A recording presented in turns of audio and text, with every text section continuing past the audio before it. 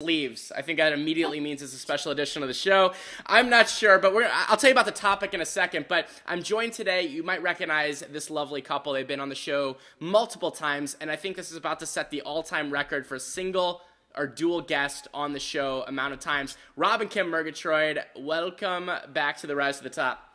Hi. Hello. I like your arms. Thank you. Thank you. The arms are exposed, not because I'm trying to show off the arms per se, but because I actually just got back from the gym and didn't want to shower yet before this. But I wanted to give maybe a little background. Hey, David. Yes. Have you been working out? I haven't. See, and this is the topic today of the interview.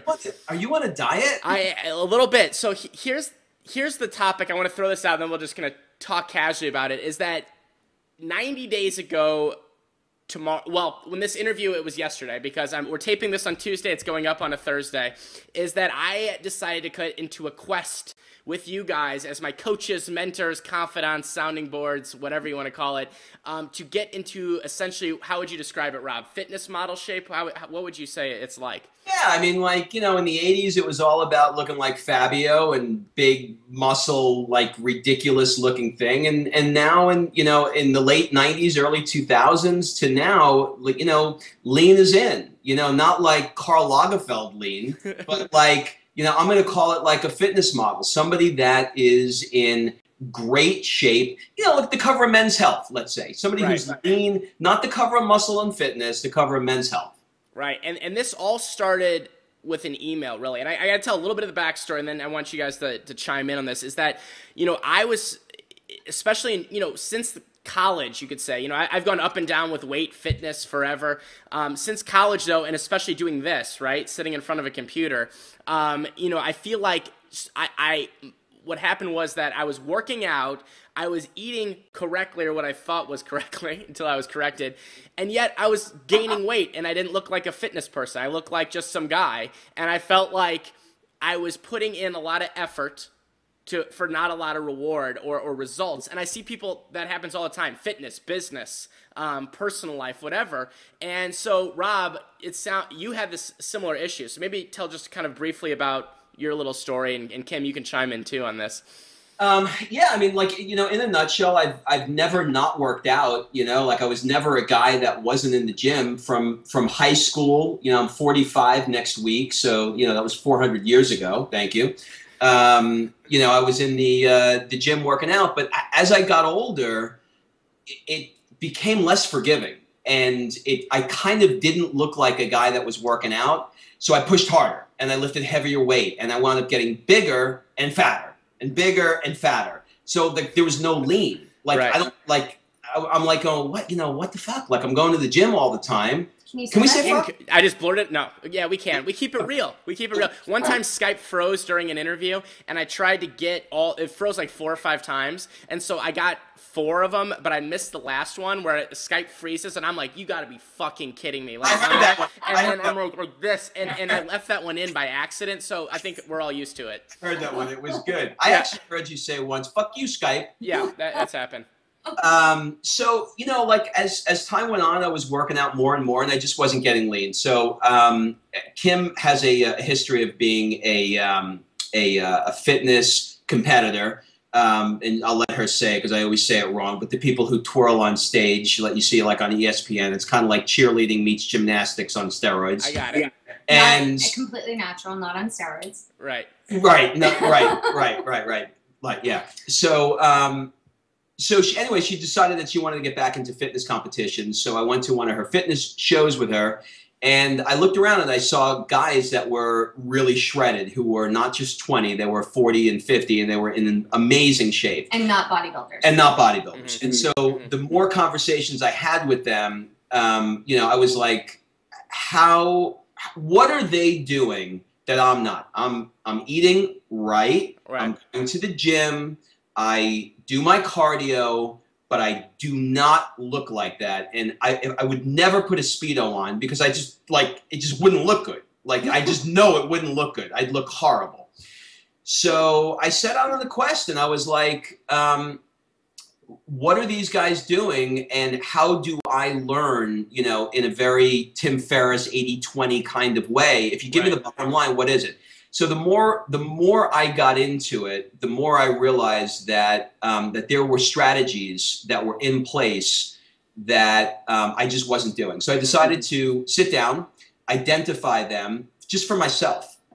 And as I started it started to work. I started getting leaner. I dropped 30 pounds in, I'd say, about 90 days. No, So it was longer. how long was it? 6 months? Maybe it was like 3 to 5 months. Okay. So Okay. All right. But a short period of time. Yeah. short period of time. And I started identifying it. And then what happened was people started just coming up to me going, dude, like what, where did you get the six pack? You know, where did you get the, so I realized that there was a product. So we put something together called Jet Set Body. I started writing articles about it.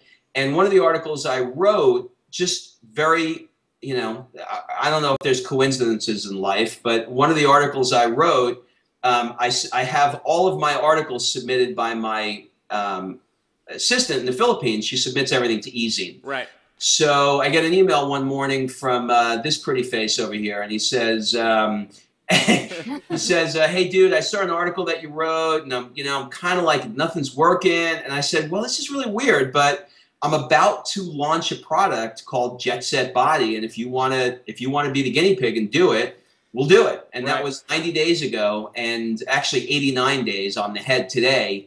And this man over here has dropped 20 pounds today. 20 pounds. But I mean, more than that, I mean, like, yeah, complete, you know, and I'm writing a huge also blog post about this. So I wanted this to be in like video form and blog post form. And I have a lot of insights and things in this because I don't even know how to thank you guys on all this stuff at all. I mean, I can't even come up with the words. But yeah, I mean, I will give more backstory because I want to hear more of Kim's backstory too in a second. But yeah, it was 90 days ago. Just, I'm not a big stats person. I'm more of like a look person because I have the photo shoot coming up and I'll have it up on there. But yeah, 20 pounds. Like my jeans and not like my waist is lost 5-6 inches at least off of it, you know, off of there. Do you in this interview here, do you want to talk about, do you want to say that for the blog, or do you want to talk about some of the strategies that you've learned? Because you had mentioned to me that you wanted to switch the tables and have me interview you a little. Yeah, I do. I don't. Yeah. No, hold on. So no, can I do that or no? No, that's exactly what I'm looking for. That's what he wants me to do. Yeah. So listen, I'm going to do what the man wants me to do. So David, thank you. Welcome to my show. Excited to be here. I have a couple of questions for you. Yeah. So if you wanted to give some advice to somebody who's listening, who's like, I'm thinking about doing this, how would you describe in sort of a nutshell what these 90 days were like? Would you say they were easy? Would you say it was hard? Would you say it's what you expected, not what you expected? What would you say? All right, great question, and I'm gonna answer it fully, but I want to give a tiny background before it, right? Okay. Tiny little background, and realize I was at a period when I got into this, because this will make more sense. I needed a change. I needed a spark. A lot of people don't know this because I'm always, you know, I'm a happy, positive person. I wasn't not happy and not positive at this point, but it was like I felt a bit complacent and lethargic with everything that was going on. Meaning, what I mean by this, marriage was awesome. I was excited to be a newlywed. That was great. My show was doing, you know, The Rise to Top was doing very, very well. All the sponsorships had sold out for the year, right? This is all positive stuff, but I felt like being sort of a creative person or whatever, that I was like feeling in a rut. I felt like I needed to do something to spark me. I was feeling a little tired, lethargic, and I've always been very interested in fitness. I worked out, like I said, similar story, but I wanted to do something that could really transform myself, not just to do it, but also then maybe leverage that and, you know, just completely kind of regain my ambition. I don't know if that makes sense. So that's why I reached out, and I don't know why in the heck you decided to take a risk with me and be my hold my little hand, but I appreciate it. But in the 90 days, was it hard or easy? Hard to answer that, but it was challenging because I had to reprogram a lot of habits. But now it all sounds really easy because after 90 days, you really become accustomed to it. You know, but eating 6 meals a day wasn't easy to begin with. You know, shopping completely differently for more natural foods, less processed stuff was different. You know, you have challenges of, for example, with my wife Marcy, you know, she has her specific workout program she does. And so we were kind of juxtaposed a little bit as opposed to being on the same page. And so there was a challenge there of just change, right? I love change. Marcy hates change. So it's one of those things where, you know, that presents its own challenge that of course works itself out, right? Making time to go to the gym originally was of course tricky because I was like, okay, this is an amateur hour. You have to do an hour and a half or so of lifting 4 days a week plus some cardio. There's a devotion to it that is required, you know? Yeah. And I think the biggest challenge I would say, Rob and Kim, would be that with weight loss, whatever you want to call it, body recomposing, working toward a fitness goal, it's never instantaneous, right? It takes time and effort, and you have to do a lot of time and effort before you start to see results. And I think that's the trickiest mental part of it, because you're like, I'm busting my ass in the gym, I'm cooking sweet potatoes, I want to kill everyone, and I still don't feel great yet. But then it hits a tipping point where all of a sudden I was like, holy shit, I'm ready to like take on the world. I'm like hugging strangers in the street. I'm patting dogs on the butt. Like, I don't know what I'm doing, but it was like it hit that tipping point. And that's a few of the things just off the top of my head of sort of along, you know, there's a lag time with anything. Right. If business, you think, fitness, anything. Like what would happen right now? You dropped all this weight. If you went out right now and ate a chocolate donut, what would happen? Nothing. Yeah. Well, I mean, I'd feel bad about it, probably. I mean, he'd be in the toilet for Nothing. quite some time. Right. My point is that there is a lag time the other way, too. Mm-hmm. So you can go out and you can eat some donuts, you can eat some potato chips and blah, blah, blah. And in the short term, over the next week, you're not really going to notice that big of a difference. And it'd be like, well, nothing happens. We'll do that for a long period of time. Before you know it, that spare tire is right back where it was. Yeah. Right. And it's the same when you do the opposite. Right. See, what I love too, it's kind of like in the business world, like the internet business world. It's like throwing up a website and, you know, going, I'm going to sell 1 million widgets and throw the website up, and then you don't sell any, so you take it down and you move on to something else. No, but that's what people do with fitness all the time. Mm-hmm. They'll go to the gym, they'll get the membership, they got the new workout clothes, they go for a week, maybe 2, they don't see a result, and so they leave. But the reality is they're not doing the correct things to make it happen. And even when you are, there is a lag time. And like with our program, David, what I wanted to ask you is, you know, at first I tried to ease you into it, you know? So we changed the foods you were eating to whole natural foods. You had to eat 6 meals a day. It was more food than you were used to. But do you see a difference between, let's say, the first month of the program to the second month of the program, as far as, you know, ease in what you were doing? Yeah. Well, what's interesting about it is that the approach was perfect because, yes, getting started, there was a handful of things I had to do immediately, right? Like I had to go, I got some protein powder. There's no supplements in any crap in this program, but I got, you know, protein powder. You know, I joined a gym that had a full weight workout because we needed to do it. I had to, you know, there were certain steps and like things that you had to do right away, but it wasn't ridiculously so overwhelming. And I feel like if you would have brought my food down way too much or tried to do too much too early, it could have easily caused burnout, or now anything you throw at me, I'm like ready to go. Yeah. But then I wasn't. Then I was kind of fragile trying it. And I think when it started, it was tricky. It was difficult enough where it was in a good way, right? But it wasn't where it was like, I'm going to quit this right away. I'm like crying in the corner at home. You know, I can't do this anymore. It was like stuff got weaned down. So each month, and you know, obviously now for the photo shoot, we had to do some pretty challenging things, but it got easier, you know, and then you start picking up confidence too as you see results, or you know, and of course confidence should start with yourself, but anytime anyone else says anything too, it's like skyrockets you for the day. You know, if anyone's like, you know, have you been you know, working out? What have you been doing? You know, and when you start to hit those points, it reinforces all the hard work and effort. And yeah. Sorry, go ahead. Go ahead. I was going to say, one of the things that I think is really interesting to me on this process is at first, you know, because I worked with you a lot on your nutrition. And at first, I couldn't get you out of the damn Subway. Like, you know, there was nothing I could do to get David to not eat the teriyaki chicken sandwich from Subway. But I let it go for a little bit.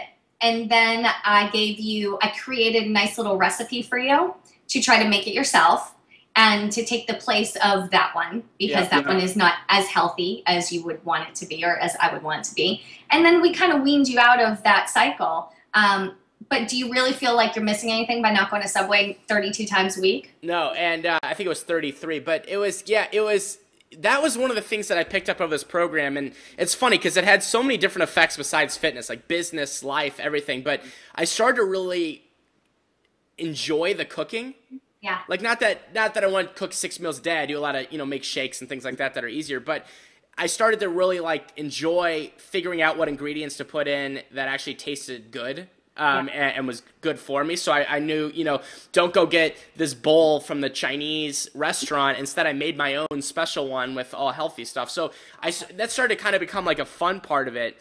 And so, yeah, I don't miss it. Like, I wish I could say that I want to go out and go grab 10 of them, but I don't at all. Like, it's something about the process that it was fast, but not too fast. So I was weaned off of it as opposed to turning off the faucet, and I think that's sort of what helped when it came to the food stuff. That's awesome. That's our goal. You know, honestly, because if I say to somebody, stop immediately, you're drinking 5 sodas a day, no, stop.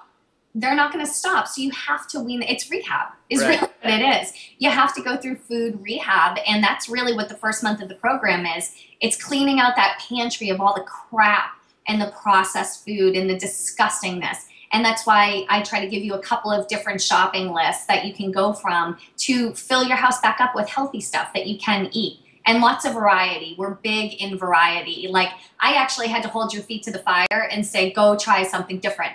And eat more different foods, because so many people with a diet, they think they're just eating these 5 things. And that's not, this is a lifestyle. It has to be a lifestyle. Right. What would you say to the guy who's listening right now who says, I work out. I mean, I'm at the gym 5 days a week. I'm not getting any changes, but what's so different? What did you, I don't understand. What did you do that all of a sudden in 90 days you drop 20 pounds, the love handles are on, the obliques muscles around your abs are cut. What's the I work out. What did you do different? There's two categories of things that were different that I feel. One was the accountability of the program, which I can talk about in a sec. And the other one is just, the different, there was a different level of everything that I had to do. So meaning it was all lined up for me. Most people just kind of make up their workout and go into the gym and do the biceps and whatever. And so with the program, I guess I could, and Kim, I saw this quote from you once, take your brain out of it. Mm-hmm. And for me, that person that's getting those results, the average effort is going to produce average results. And this is a big time effort, this program. I mean, not overwhelming, ridiculous, but you're expected to work out intensely, follow the program, listen to the sets and reps, switch up monthly. You have 4 workouts a week plus, cardio in and out. You drink a gallon of water a day. You do flexing in the mirror. There's these different components of the program that by themselves might not be that crazy and cause a lot of change, but altogether it starts to really be a game changer. And I'm one of those people that I have an extreme personality, to say the least. So I either go 100% balls in on something, and I'm I'm going to do it, and I don't give a crap what anyone else says or thinks I'm nuts. I'm going to get through it, or I'm the complete opposite, where I half-ass and then I quit, and I just have to quickly move away from it. And so with the program, I don't know, there was something about the dedication required. And kind of knowing that you guys were pulling for me, and I had someone else on the team, it wasn't just a solo effort, that really changed the brain. And then, the accountability, and I know this isn't necessarily everything with Jet Set Body, because Jet Set Body, the program itself that people can purchase, is more designed to be self-containing. But for me, I needed the extra help. I needed you guys, to have it, for text messages and emails and things like that. That was just something that the accountability was so massive. Sending you photos every Thursday, you know, making sure that I send a food log in every week. I mean, those things keep you on track. And, you know, I also feel like you have to learn from the best, and you guys are the best in terms of not only creating the program, but doing it yourself and being a living model of it, which I think no one can see better in any industry other than fitness. Like, you can see, you know, someone can tell you they make zillions of dollars, but, you know, whatever. In fitness, you can be pretty sure if that person's in good shape or not. And so I think that was a big element of it too, is trust, because I'm not a trusting person when it comes to asking for help, nor am I good at asking for help. So it was a case of getting out on a limb. Well, I just got to say one thing. The reason that this works so well for you is because you are full in, balls to the wall, ready to go. And that in itself is a pleasure to work with. Now, on the other side with Jet Set Body, we're not individually coaching each person. However, we do have a forum that I've let everybody know in the membership. You get a lifetime access to our private site, which includes a forum. I'm in there every week, and if anybody has questions, comments, they want to post pictures or whatever, we got a place for it, and I'll answer it, and Rob will answer it. We're like real people. It's not like you bought something. Kind of.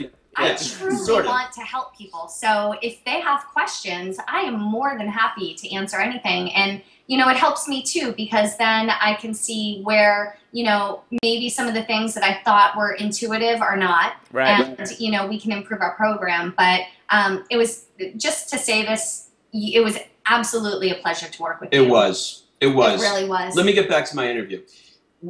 When you're in the gym, when you're in the gym working out, when you see other people in the gym now, when you see, because I'm sure you can't help but do it.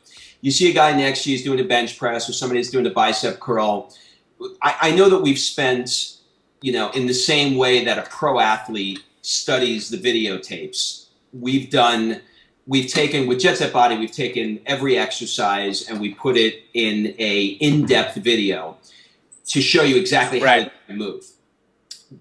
And I know that you obsessively watched every video to make sure that you understand how to do it perfectly. Like 100 times each, yes. Okay, so now, I mean, like, if I say to a guy, you know, do a bench press, he'll get on the thing and he'll do a bench press. And I'm sure you did too. Right. But now you have a entirely new set of distinctions. For example, I once heard Tony Robbins say that, you know, people in North America have one word for snow. Right? Because we don't get that much snow. But Eskimos have 58 different words for the different qualities of the snow, because there's a finer distinction. Good analogy. Okay? Yeah. So do you now, when you see it, do you now, are all these triggers starting to now come off and you're going like, he's not taking that bench press up here. He's not using his whole body. He's not tightening his core. He's not getting the negative. He's not. Are you starting to? Is that starting? Oh yeah, you start to like obsess over that stuff, because that's a big part of the weightlifting, as you know, in the program is form and function. Like, meaning not just trying to push the heaviest weights you possibly can. You know, I see the silverback gorilla people in the gym that are like, you know, they put on the plates, they have to like tie up their knees, they have to tie up everything, and they're like in there like, and I'm like, oh my God, I just love it. I'm like, why are they tying up everything, you know? What are they, drawing blood? What is going on, you know? And so you start to notice like this, the ridiculousness of what people do. And like, for example, you know, and I don't want to pick on just women in this. There's certainly men that fall into this category, but Kim, the cardio queens, right? They get in there, they grab Cosmopolitan and a martini, not really a martini, but they get out, you know, and they're on the thing, and they're doing the, you know, and they're kind of going, and you know, I'm in there for a long time. Like when I go, not a long time, but let's say I'm in there for an hour and a half, they're still on there. They're still on there, but they're not sweating. So you start to notice effort. Right? Effort is the biggest thing that you start to notice besides form. Form, of course, like meaning people trying to lift like power lifters so they can look impressive versus the people that are really in good shape. It's a completely different style of lifting, right? Like what they're trying to do and how their muscles shake and what it looks like. But also, it's just the intensity is the number one thing that I noticed, right? I see very few people in the gym with an intensity to really get results, and then they wonder, you know, if I'm like sitting there with, you know, there's a guy who's got a weight, let's say twice the weight that I'm using, and he's kind of like, you know, doing one of these, and I have half the weight, and I'm like, you know, trying to get it up, and I'm getting results. You know, you start to notice those other people, and they're looking at you like you're some kind of freak of nature. But you really do become, and you know, and I have a big mouth, and I keep it very, very shut in the gym on purpose because I don't want to be going up to people. Trust me. Last thing anyone wants to hear or wants me to do is to go up there and tell them on their form. But you start to make notes about it, and it starts to make a lot more sense why certain people are in really good shape, why certain people aren't in really good shape, and also why some people think they're in really good shape, but they look like a doughboy gorilla.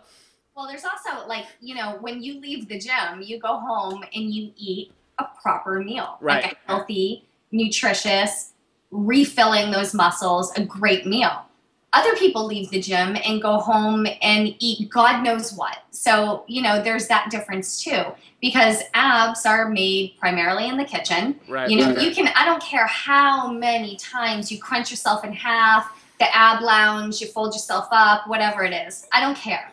Yeah. You're not, you can have the strongest, most beautiful abdominal muscles in the world, but if you have 6 feet of cream cheese on top of it, you're not going to see them, and you got to get that off. And the way you're going to get that off is obviously building more muscle, but that takes time. So the quicker way is through diet. Right. You know, and that's the other part of it. And also, like I said before, you need a variety. Like, people will stick to the same exact meal over and over. I used to do that. I used to eat the same thing like every day for lunch or whatever. I mean, it's horrible. Now you look back and you're like, that was so stupid. But there's such a lack of education on this. Like, you know, I'm one of those people that's obsessed with education and also trying to implement said education. And, like, I kept getting, like, if I didn't know it, I can only think of the 1 million people that don't. Not that I know everything. I know very little. But I'm saying that I like fitness and nutrition, and I didn't know 99.9% of this stuff. So I was like, holy crap, how does anyone know about it? Well, you know, the nutrition part, to me, all these diets come out and there's all this crap, and then you got to do this and then you got to do that. It's the stupidest thing in the world, because if you just dumb it down and make it simple, eat proper portions of really healthy food. If it doesn't grow that way, if it's not natural, if it's not, you know, if it came in a box or a can, chances are it's probably not your best source. So sometimes we need convenience. Sometimes I make chili and I use canned beans, God forbid. However, like, it's still a bean, you know, it's not Hamburger Helper. Right. So, like, that's the biggest part for me, is that people make it too difficult. And I actually think that sometimes people want it to be difficult. Like, when I tell you, you have to mix, you know, honey with iced tea with cayenne pepper and blah, blah, and drink 2 of those. Yeah, and witch's brew and 2 stems of human hair. And they're like, oh my God, it's so, but if you just tell them eat healthy, they're like, the hell does that mean? I eat healthy. No, you don't. Yeah. No, fried food is not healthy. I don't care what you fry it in. One point on that, Kim, that was one of the biggest lessons that I learned of this entire program on the nutrition side was portion size. Yes. Okay? Because I didn't know shit about portion size. I just gotta be honest. Like, I didn't know anything. I was one of the people that, sure, I would eat some bad things. That was part of it. But I was, in general, like healthy food, you know what I mean? Like, I like chicken breast, I like brown rice, I like those things, right? It wasn't a massive transition. I also had no idea what a serving size was. So if you gave me 18 bags of brown rice, it's going down the hatch. If you gave me a little bit of brown rice, I'm eating that too. So that was like the biggest thing. I remember taking a measuring cup, and I was like, you're like, you know, whatever the ounce, you know, a cup of brown, let's just say it was a cup of brown rice or 3/4 of a cup, depending on where it was. I put it in there, and I poured it on the plate. I'm like, what the hell is this? I'm like, you gotta be kidding. I'm like, is there more in there? Do I have a bad measuring cup? Because I'm thinking, and then I start going back and thinking to myself, I was eating 3 portions, maybe 4. Like, I don't even know. I would just douse it on the plate, and whatever was in front of me, that was what I was gonna eat in that situation. So I would order healthy and eat all of it in massive quantities, and that was the biggest thing that I learned, is this is a portion. This is what 8 ounces is. This sounds like 3rd grade, but this is the number one thing that I had to pick up. Listen, we were still doing this a week ago with shrimp. Recall? Yes, because I was like, how many shrimp, which is such a vague question anyway. Like, how big are the shrimp? Doesn't matter. But I was like, I have this shrimp cocktail that I got from Trader Joe's. It's the best. I got a whole thing of it. Yeah. I said, how much is a serving, do you think, for like 6 ounces? Like 6? And you're like 20 or something. I'm like, what? And then I start getting measuring scale. I mean, you know. You got mad at me. You're like, this is not it. I'm like, no, it really is. And you're like, no, it can't be. I'm like, how many came in the pound, David? Cut it in half. Like, then that made sense. Yeah. So it is tricky. And portions are the hardest thing in the world because people, especially in this country, we are in a supersized country. Yes. So everything is bigger. One thing that we do in my house, and you know, it's kind of funny because our daughter is growing up this way, so I don't even know that she knows what an actual plate looks like, but we eat off of like the smaller plate, the salad plate or whatever. I don't even know what that's called. So it's a small plate, but when I serve dinner, it's filled. So you look at that and you think you're eating a big plate of food. This is a mind game too. If I put the same food on the giant American plate, everybody would look and go, really? Like I'm starving. Either that or we're in a fancy restaurant. Or they think they're getting ripped off, right? They're like, what, you give me this little food for $40? You know, it's like, yeah, we're trying to make you a fat ass. So that's, I mean, that's one little trick that I use is we serve everything on the smaller plate, but we also eat more times a day. Right. You know, so like portions is the biggest problem in the world. Portions is the biggest problem. So what would you say, David, to the guy that not the guy who's been working out, but the other guy, the guy who's going, okay, uncle, I got fat. I'm north of 30 now. Right. The love handles are coming on. I'm just going to go to the gym. I'm going to stop eating and I'm going to do cardio, and that's what's going to do it. Right. You would say what to that person? Because that's where they go. I would say a lot, first of all, but how much time do they have? But when I would share a story that can emphasize this.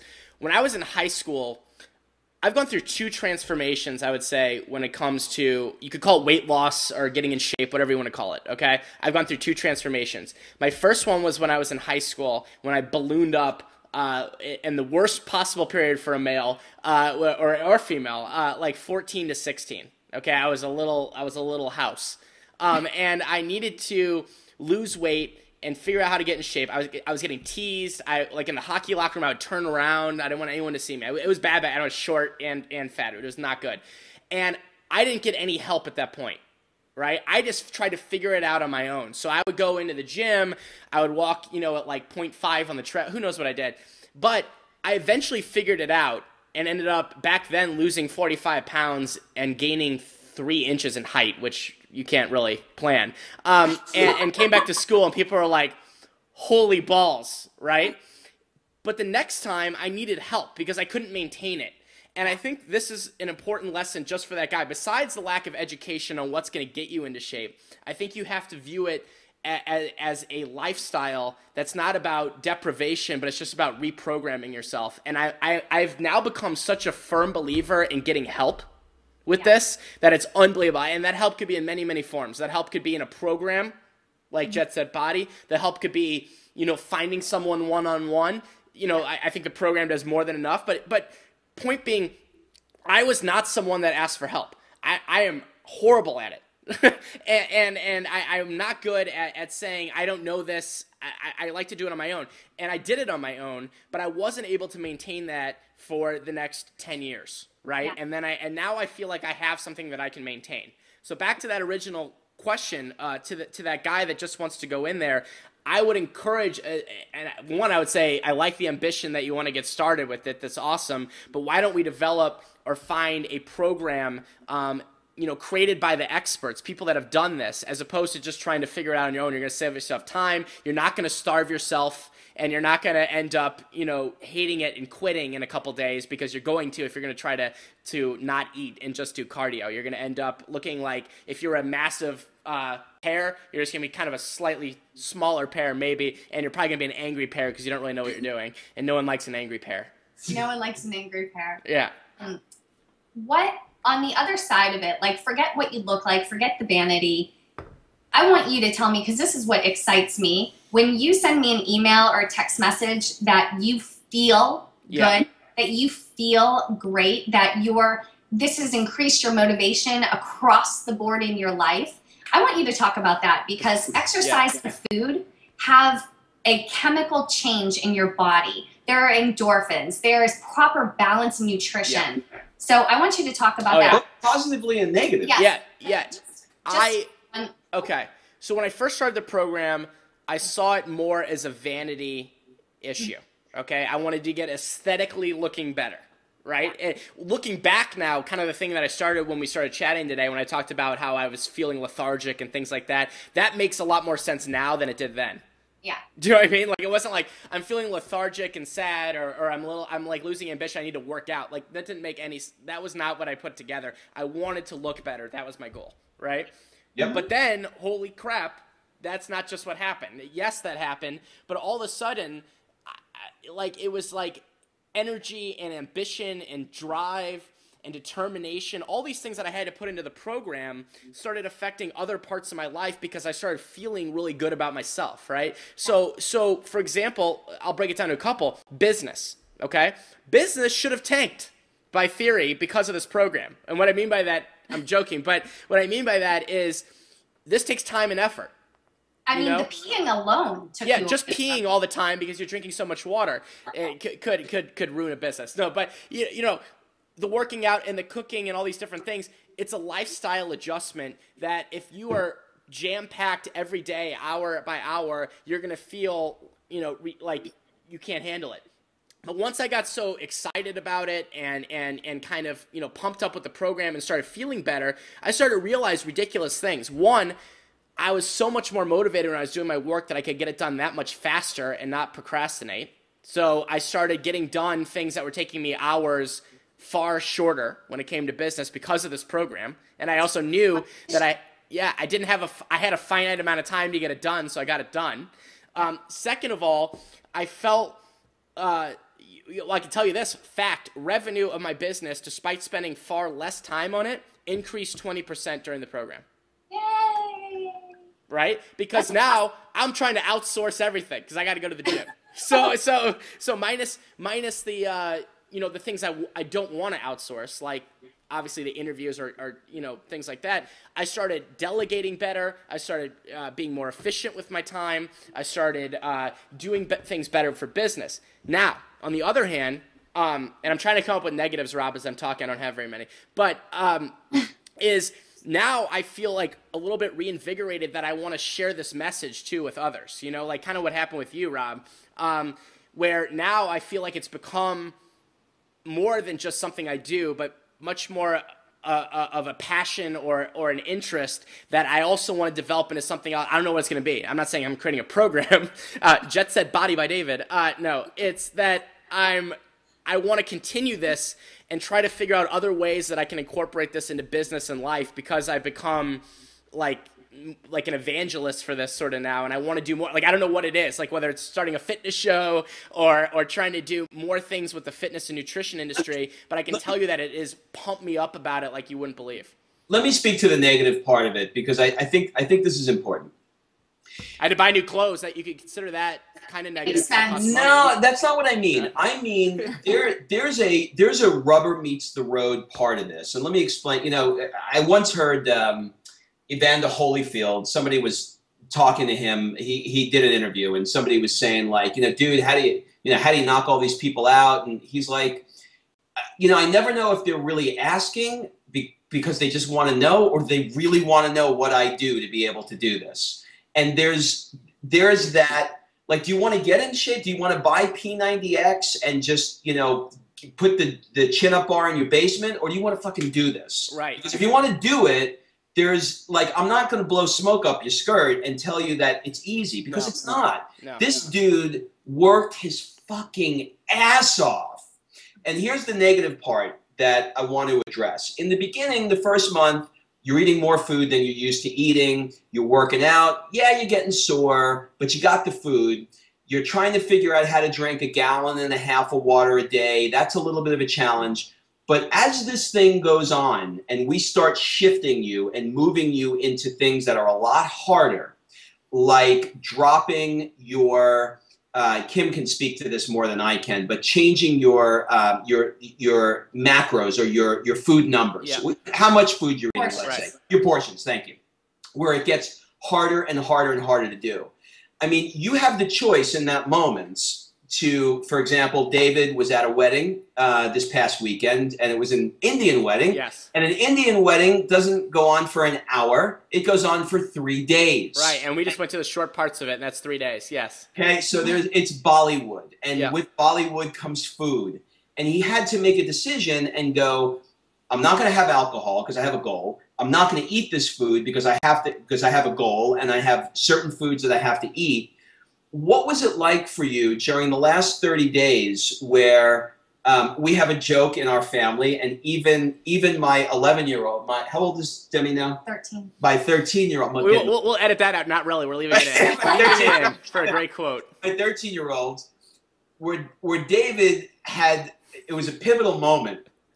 And the pivotal moment was he went out with his wife, with some friends, and they go out for some frozen yogurt. Which had been, I saw on his food. That was my crack. It was a little bit of my crack. Yeah. There was like every other day or every 3 days, there was like a little tiny froyo entry into the food log. I tried to make it extra small in the font. A font, 7 font. So this is somewhere midway through the program. So froyo, yeah.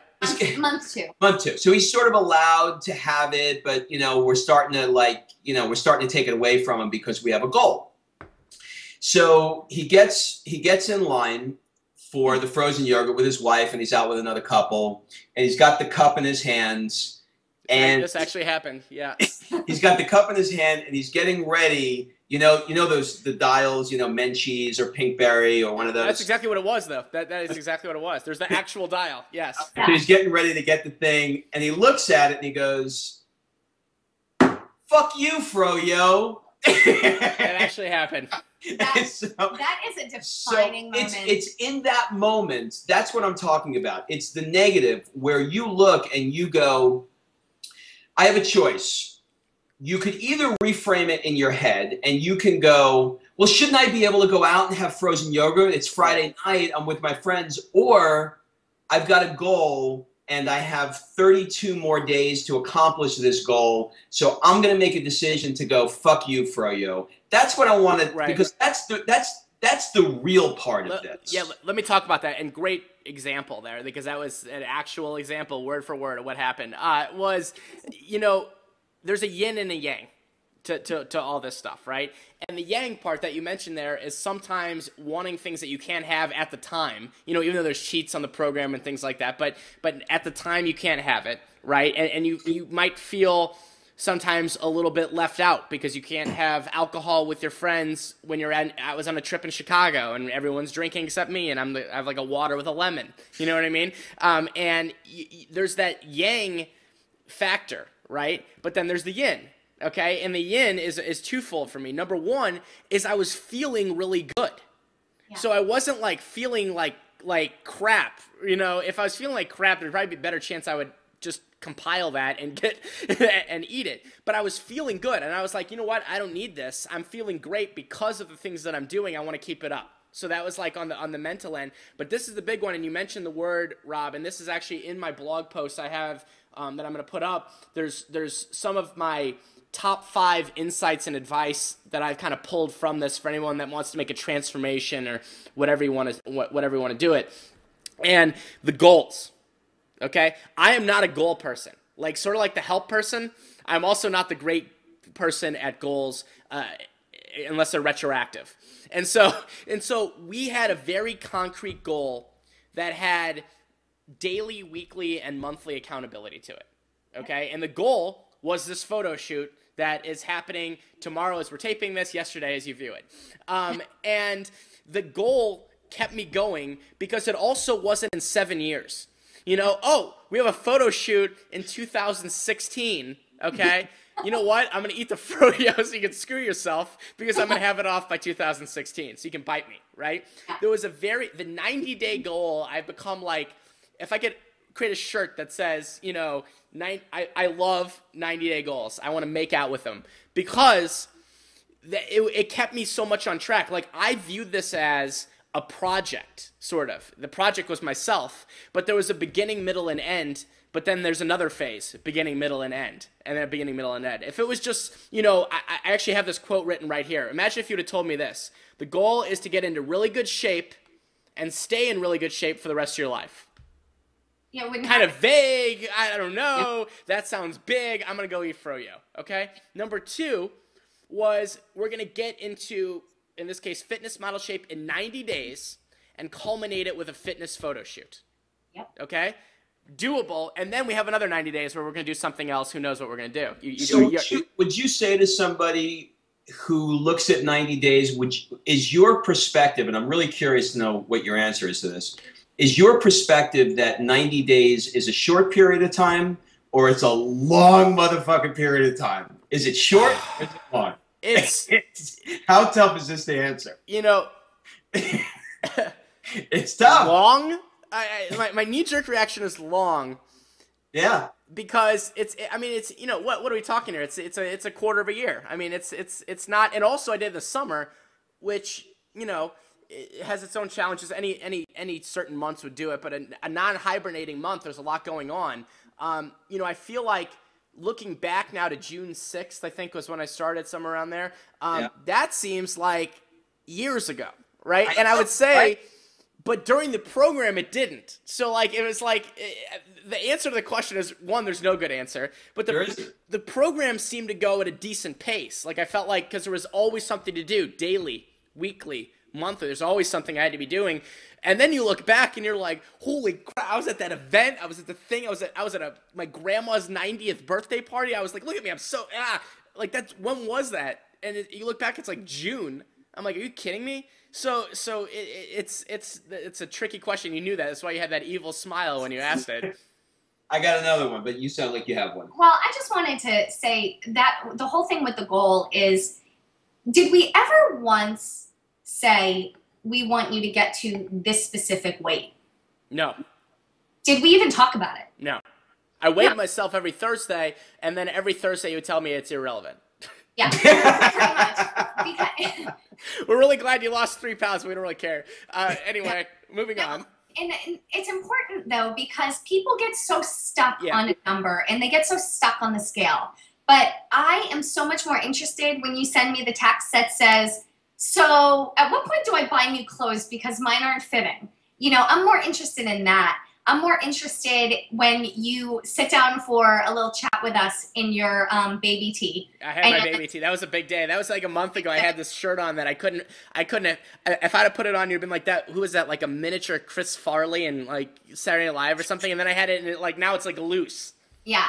So like, that's what I'm interested in. People get so wrapped up in a number, and they get so mad at the scale, and they let their goal be dictated by the scale, and they let the process and their success be dictated by the scale. Yeah. If the scale doesn't move for 4 weeks, okay, whatever. If the scale goes up, oh my God, that's okay. You're going to be okay. You told me it was okay if it went up, and it never actually did. But it's funny that you mentioned, go ahead, Kim. Because I'm just saying, it's just more, for me, I want to know that you look better, that you feel better, and that your clothes fit differently. Right. And that's what's important to me, because you don't walk around with a scale and stand on it for the person in the grocery store that looks and goes, oh my God, your arms look amazing. Right. They're not looking at the scale. They're looking at you, and that's what matters. Yeah, and that's why the photos were so much more important than the scale. I mean, you know, and I've seen that. I've seen people close to me, very close to me, friends, whatever, their entire day, a week could be ruined because they gained a quarter pound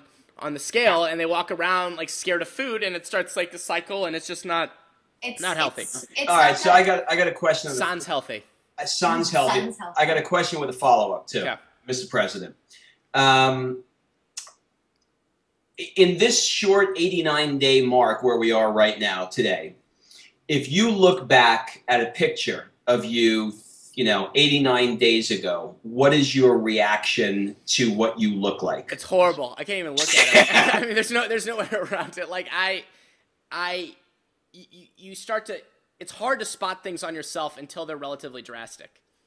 You know, it's hard to spot like a little bit, but once it gets to a lot of it, you're like, I look at the photos and I'm like, no, get it down, get it away, and it's, I'm like, I don't know. It's good and bad at the same time. It's good because you're like, God, I feel amazing, and you're bad. You're like, I just don't like how I look, and I don't like that feeling either. So it's like, it's difficult to look back. I mean, you can go through Facebook you know, and I can go through a whole history that you can go back through. And if you go back, especially to not even before this program, which was a whole biggest change would be from the start of this program to the end of to the first 90 days.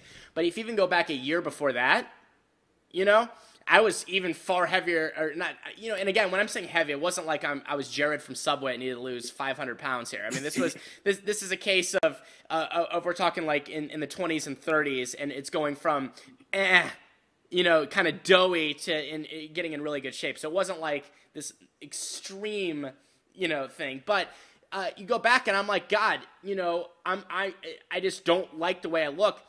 Yet I'm so happy with what I'm now, and I think that's even motivation, you know, in the future to maintain this, to spread the message, to keep it. You don't want to go back, and those photos are important, and that's why I'm looking forward to the photo shoot tomorrow, yesterday, depending on when you see this, and that's, you know, that's what I have to say on that, I guess. All right, here's my follow-up. My follow-up is, you know, you heard my story at the beginning, and I made a decision to. You know, they say you can either, you know, join them, or what's the saying? You join them or leave them, or whatever I made a decision to join her in this fitness, quest, in this fitness world.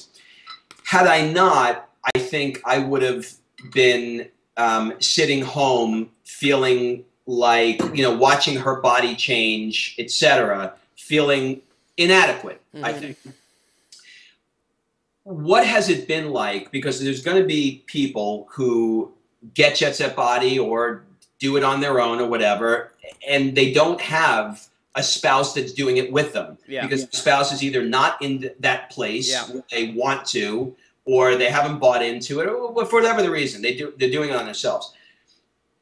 What has it been like for you? Because I'm sure, you know, at night, I don't want to get too personal, but at night you go home, you're getting undressed, you know, your wife is there, and, you know, she's looking, and she's like, 20 pounds is fucking 20 pounds. Right. You know what I mean? Like, you're a different guy. Like, 20 pounds, like, you were not 480 pounds and you went to 460. Right. You lost a big percentage of your body mass. Right. What is your wife's reaction to the new David?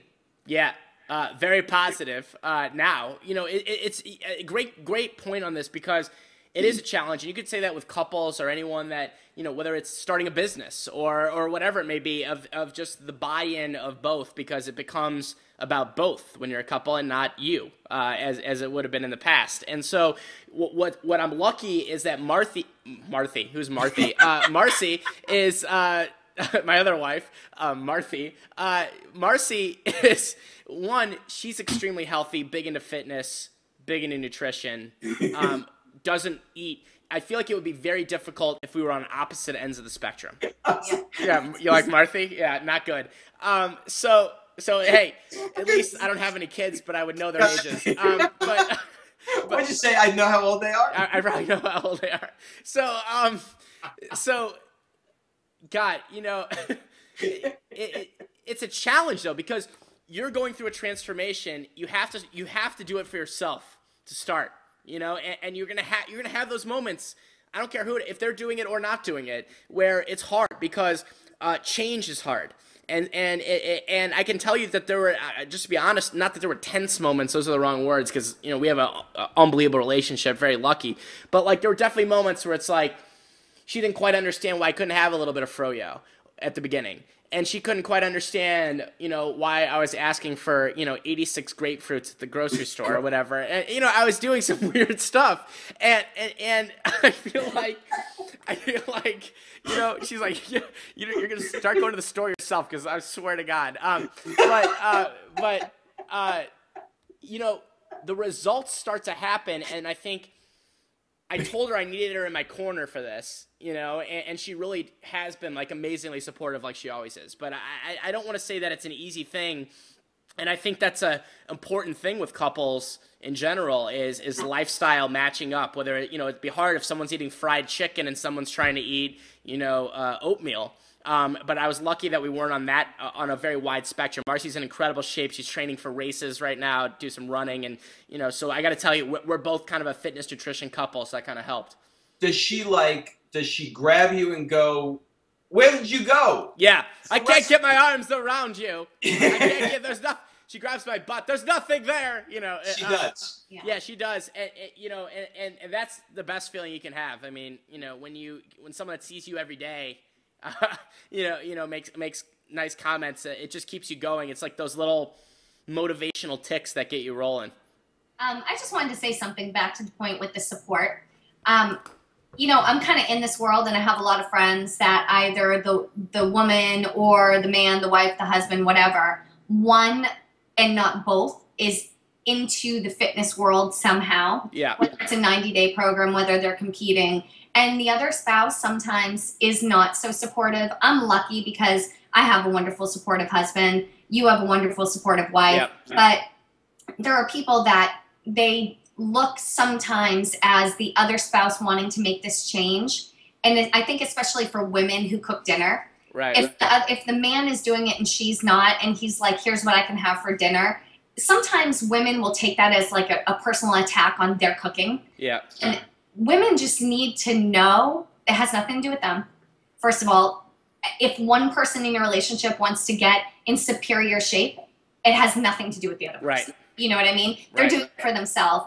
So I guess it's more a message to other people watching this is if your significant other wants to do it and you don't, support the hell out of them. Right. Because there's something to be said later when someone has an experience like you, David, that you feel incredible and you're, you know, making out with puppies in the street and helping grandmas cross and like all of those things. Like that will change your relationship for the better. And there are going to be hard moments and whatever, but you know, I think you just have to support somebody. Yeah, and you know, and I think you don't want to take things as insulting, for example, not like you mentioned with the food, or also awkward if, you know, just because someone's on the program and can't have the froyo doesn't mean that you can't have a little froyo. Do you know what I mean? And feel guilty about it. I think that's a factor in it too with couples. But yeah, I mean, that's something that I've learned, and I try to do this with everything is just to be supportive of positive changes, even if they're difficult or uncomfortable. You know, it's a positive change. If it's like, you know, developing a Coke habit, not a positive change. You may want to stop that one. But, you know, if it's something that is going to end up good in the long run, sometimes it's hard to see that. But I think the unconditional support is critical. It is critical. I think there's something that you mentioned earlier that I think is really, really important, and we touched on, but I don't know that we went into it in too much depth. But that is, you talked about the accountability, but I think putting yourself on the line is really important, and let me explain what I mean by that. You can do a 90-day program, whether it's P90X or Jet Set Body or the 4-Hour Body, whatever it is. You can do a 90-day program. But when you commit to something at the end of that, like a photo, like you're about to do tomorrow, or like walking on stage, which I'm about to do in about 90 days. Right. There's something about knowing that you're on the line and somebody's going to snap a picture right in your, you know, right here where your belly button is, that spot that you don't want anybody to see because it doesn't look good. That used to look like a smiley face. And now it's a circle. Yeah. When you got that and you know that that's coming, there is we have a local DJ friend over here that calls it motivation by humiliation. There's something you just know that you got to prepare for that, because I really believe that if you didn't have that photo shoot coming up in 90 days, that the intensity wouldn't be as much. I agree. Because I know that if I was not walking, when I did my first 90 days, I said the only way I am going to commit to this is if I put myself on a Speedo, on a runway. Yeah, she did. And she was right. And I was terrified. I couldn't even, when I thought about this, I could not ever mentally imagine walking. I had to just pretend like it wasn't happening, but in the back of my head, I knew it was happening to make it happen. So whoever wants to do this, come up with some accountability at the end of 90 days. And even if you just do a photo where your wife or a significant other takes it, where you can put it up and go, this is the before and this was the after, and commit that no matter what happens, whether the 90-day passes and you never lift the weights, or the 90-day passes and you do the program, that you're going to take that after photo no matter what happens. I promise you everything will shift. Yeah, and I could attest to that, not only with this program, but with a lot of different creative projects. Like I said, I like to view things in projects that I've taken on. The more people I've told, a couple things. The more people I told was, number one, an indication that I was excited about it and that I should actually do it.